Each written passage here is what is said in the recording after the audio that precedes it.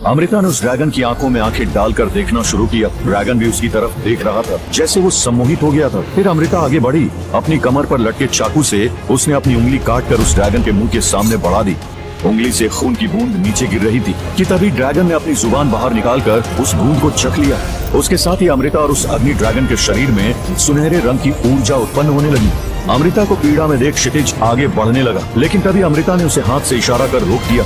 क्षितिज वहीं रुक गया और आश्चर्य से देखने लगा। अमृता और अग्नि ड्रैगन के बीच एक लाल रंग की तार बन चुकी थी। अमृता और अग्नि ड्रैगन अपनी शक्तियों का आदान प्रदान कर रहे थे। ड्रैगन की ऊर्जा को अमृता अपने अंदर समाने की कोशिश कर रही थी। उसकी आंखें लाल हो गई थी, शरीर दर्द से कांप रहा था और आगे कुछ ही देर में उनकी आत्माओं का संबंध प्रस्थापित हुआ। अमृता अब सामान्य दिख रही थी। उसने आखिरकार अग्नि ड्रैगन को वश में कर लिया था। उसने मुस्कुराते हुए क्षितिज की तरफ देखा। चलो भाई, अब तुम्हारी बारी है। क्षितिज ने चारों ओर देखा। बहुत सारे छोटे बड़े ड्रैगन के बीच वो दोनों खड़े थे। वो एक ड्रैगन की तरफ बढ़ा, लेकिन वो ड्रैगन उसे देखते ही पंख झटकते हुए वहाँ से उड़ गया। दीदी, ये तो उड़ गया। अपनी कोशिश जारी रखो। तुम्हारी काबिलियत के अनुसार तुम्हें तुम्हारा ड्रैगन जरूर मिलेगा। क्षितिज ने दूसरी ओर देखा। वहाँ एक हरे रंग का ड्रैगन था। वो उसकी तरफ बढ़ा, लेकिन वो ड्रैगन भी क्षितिज को देखते ही वहाँ से उड़ गया। पता नहीं क्यों क्षितिज जिस भी ड्रैगन की ओर बढ़ रहा था, वो ड्रैगन भाग जाते थे। ऐसा करते करते पूरा दिन चला गया। इसी कोशिश में क्षितिज के पैर के अंगूठे को चोट लगी थी और खून बह रहा था। क्षितिज पत्थर पर बैठकर आजू बाजू वाली जगह देखने लगा। अमृता को वो दिन याद आया। कितनी खुशी का दिन था। अमृता की सगाई थी। महाराज नरसिंह ने पूरे नगर को दावत दी थी। पूरे नगर की जनता इस सगाई के लिए आ गई थी। पूरा नगर फूलों से सजा हुआ था। ढोल नगाड़े बज रहे थे। अमृता के अलावा क्षितिज की 4 और बहनें थी। सभी खुश थी। तभी एक आग का गोला कहीं से आया और बीचों बीच आ गिरा।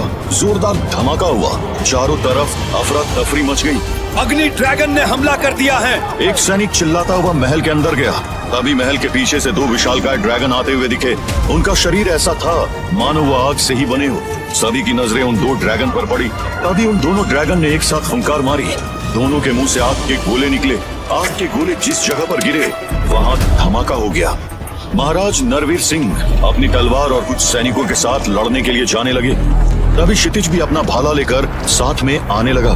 क्षितिज, तुम अपनी बहनों को लेकर किसी सुरक्षित जगह पर चले जाओ। नहीं पिताजी, रणभूमि छोड़कर भागना ये क्षत्रिय धर्म नहीं होता। क्षितिज, ये अग्नि ड्रैगन बहुत बलवान है। हम इनका सामना नहीं कर सकते।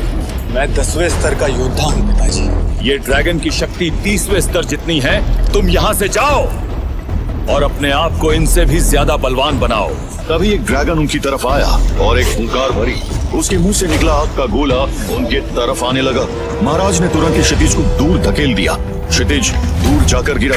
तभी वो आग का गोला आकर महाराज पर गिरा और अगले कुछ ही पलों में महाराज और उनके सैनिक उस आग में जलकर राख हो गए। क्षितिज भी उस समय बेहोश हो गया। तुम्हारी तो औकात ही नहीं है कि तुम किसी भी ड्रैगन को वश में कर सको। तभी उसकी बड़ी बहन अमृता आगे आई।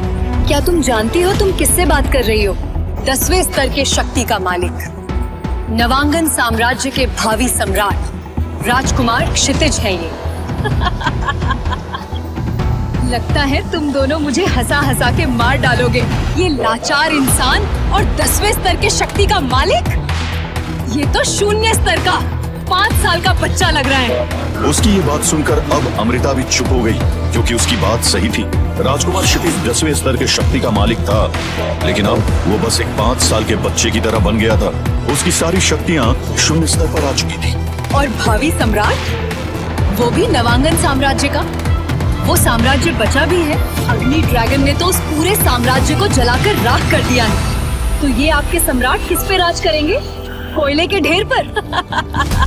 प्रियंका और जोर से हंसने लगी। उसके साथी भी अमृता और क्षितिज पर हंसते हुए वहाँ से निकल गए। दीदी, मेरी शक्तियाँ समाप्त हो चुकी हैं। लगता है मेरे नसीब में शायद कोई ड्रैगन नहीं है। अपनी कोशिश जारी रखो। मैं रात में रुकने के लिए एक झोपड़ी बनाती हूँ। अमृता वहाँ से चली गई। क्षितिज पत्थर पर बैठकर आजू बाजू वाली जगह देखने लगा। तभी अचानक एक मुर्गी के चूजे के जैसा एक सफेद रंग का ड्रैगन का बच्चा उसके पैरों के पास घूमने लगा।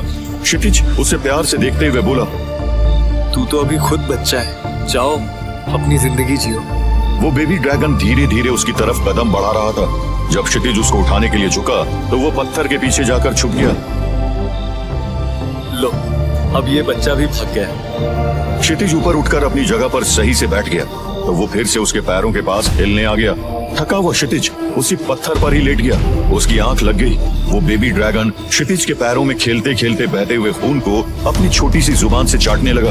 क्षितिज को नींद में ऐसा लगा कि उसके अंदर एक अजीब सी शांति आ गई है। उसे अपना शरीर हल्का महसूस होने लगा। उसके अंदर ऊर्जा संचार होने लगा। तभी वहाँ अमृता आ गई। उसने उस बेबी ड्रैगन को क्षितिज के पैर के पास उसका खून चाटते हुए देखा। क्षितिज चौंक कर उठा। उसने देखा कि अमृता उस सफेद बेबी ड्रैगन को डर कर देख रही है। क्या हुआ दीदी? क्या इस बेबी ड्रैगन ने तुम्हारा खून चाटा? क्षितिज ने अपने अंगूठे की तरफ देखा। उसकी चोट पूरी तरह से ठीक हो चुकी थी। शायद हाँ दीदी, लेकिन हुआ क्या? ये कोई आम ड्रैगन नहीं है। ये ड्रैगन जाति में से सर्वोच्च जाति का सर्वशक्तिशाली सोम ड्रैगन है। क्षितिज के पैरों तले जैसे जमीन खिसक गई थी। वो तो बस कोई भी एक सामान्य ड्रैगन को वश में करने आया था, लेकिन उसके सामने अब सोम ड्रैगन था। अब क्या होगा आगे? क्या सोम ड्रैगन के साथ क्षितिज के आत्मा का संबंध बन चुका है? आखिर वो शत्रु कौन है जिन्होंने क्षितिज के परिवार को, साम्राज्य को तबाह कर दिया? आगे की कहानी जानने के लिए देखें अगला एपिसोड सिर्फ पॉकेट एफएम के YouTube चैनल पर। और ब्रह्मांड का रक्षक के सारे एपिसोड्स को सुनने के लिए डिस्क्रिप्शन में दी लिंक से डाउनलोड करें पॉकेट एफएम ऐप।